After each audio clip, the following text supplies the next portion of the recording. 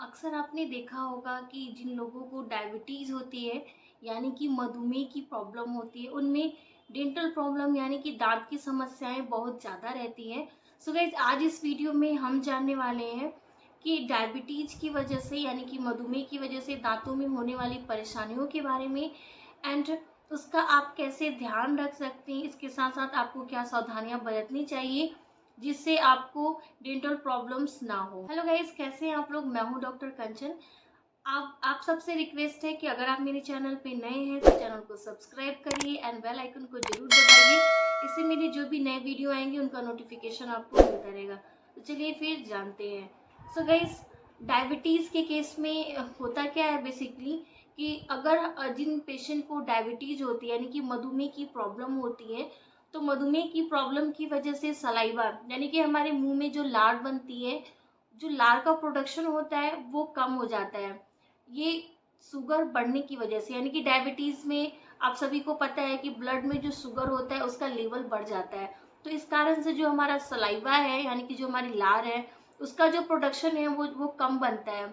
तो सलाइवा कम बनने की वजह से सलाइवा जो क्या होता है हमारे माउथ में, हमारे मुंह में बहुत सारे इंपॉर्टेंट रोल प्ले करता है। जैसे कि ये मुंह में कैविटी होने से यानी कि दांत को सड़ने से बचाता है।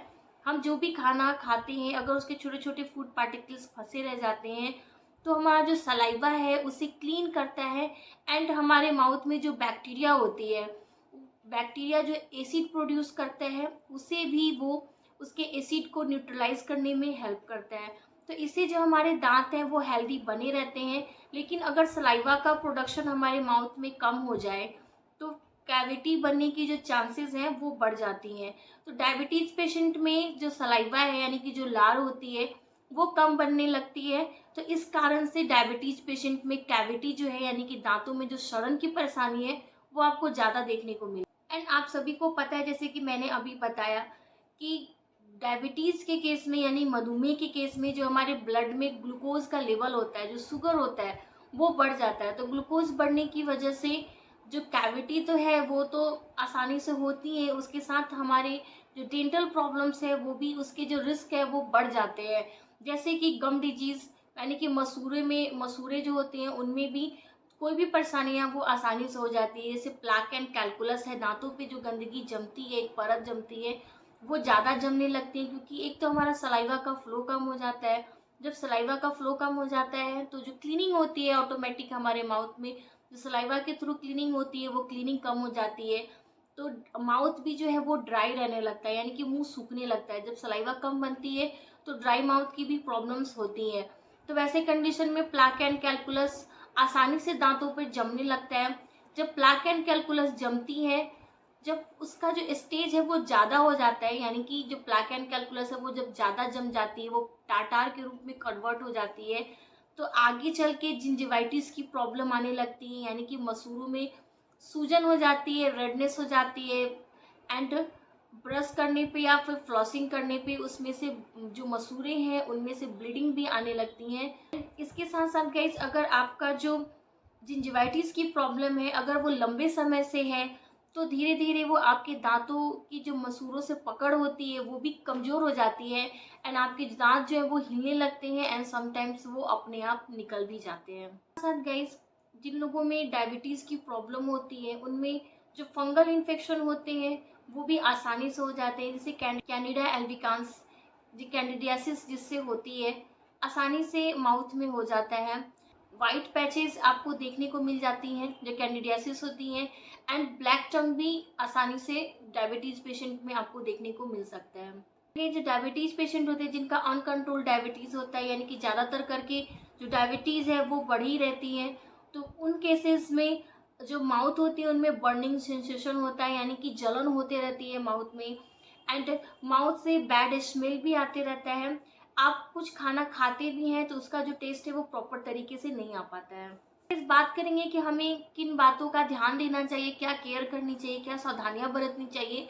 तो जो सबसे फर्स्ट मैं आपसे जो शेयर करूंगी केयर के बारे में, जो की वर्ड है, जो की पॉइंट है डायबिटीज़ को लेकर, किसी भी डायबिटीज़ पेशेंट को कोई भी ट्रीटमेंट हो उससे बेस्ट ट्रीटमेंट होती है कि आप अपना जो डायबिटीज है, जो शुगर का लेवल है, उसे कंट्रोल में रखिए। अगर आपका शुगर का लेवल कंट्रोल में रहेगा तो जो डेंटल प्रॉब्लम्स हैं या फिर बॉडी में अदर जो भी प्रॉब्लम्स हैं वो आपको कम आएंगी। अगर शुगर का लेवल हमारे बॉडी में बढ़ेगा तभी ये सारी प्रॉब्लम्स आपको देखने की मिलेंगी। अगर वो कंट्रोल रहेगा तो इस तरह की प्रॉब्लम्स नहीं आएंगी।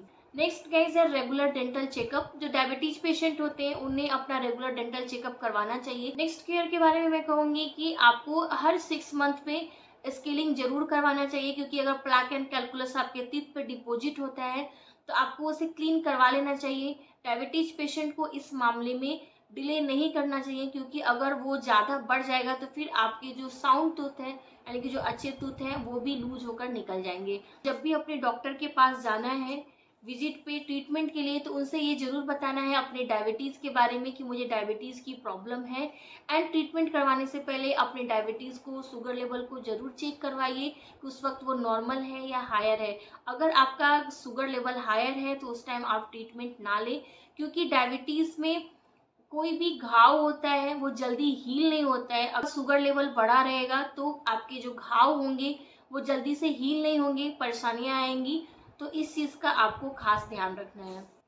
एंड गाइज आपको अपनी डाइट में हेल्दी मील जरूर लेना है, हेल्दी फूड्स को लीजिए, इससे आपका जो डायबिटीज़ है वो कंट्रोल में रहेगा।